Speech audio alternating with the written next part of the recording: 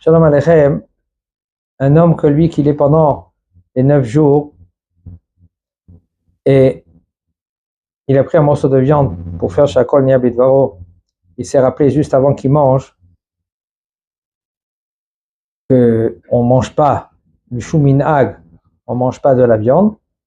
Alors il doit manger pour pas que c'est bracha levatala. Il mange un tout petit bout et après il continue le minag.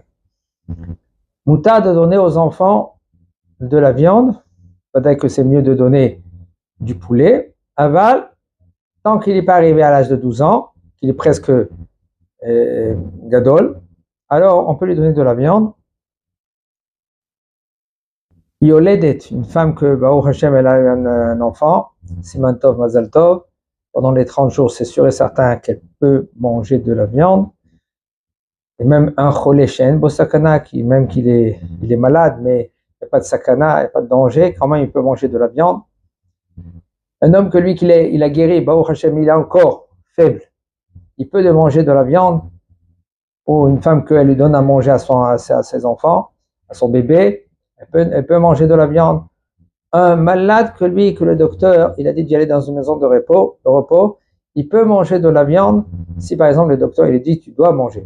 Quand même, il peut manger de la viande. Ou par exemple, un homme que lui il est malade et il est très faible, il veut continuer maintenant manger de la viande, et bien Hashem, après l'année prochaine, si le Beth Amikdash ne va pas être construit, il va continuer à faire le minhag de ne pas manger de la viande, on n'a pas besoin de faire Atarat Nedarim. Soudat mitzvah, si c'est une brit mila, c'est moutar de manger de la viande, on parle de ceux-là qui ont été invités. La nuit de la brit mila, la nuit c'est brit Yitzhak, alors là, on ne mange pas de la viande parce que ce n'est pas une soudat mitzvah. Si c'est une brit mila qui a été repoussée, quand même cette brit mila, on peut manger de la viande, mais si par exemple le papa lui il a repoussé que c'est pas selon la halacha, parce qu'il a voulu qu'il y ait plus d'invités, plus d'argent, alors là ça s'appelle pas une soudat mitzvah, il n'a pas le droit de manger de la viande. Moël Sanda qui est le père, ça s'appelle Yom Tov pour eux, et là pendant toute la journée ils peuvent manger de la viande. Soudat Masechet, si on a l'habitude de manger de la viande, alors on peut manger de la viande.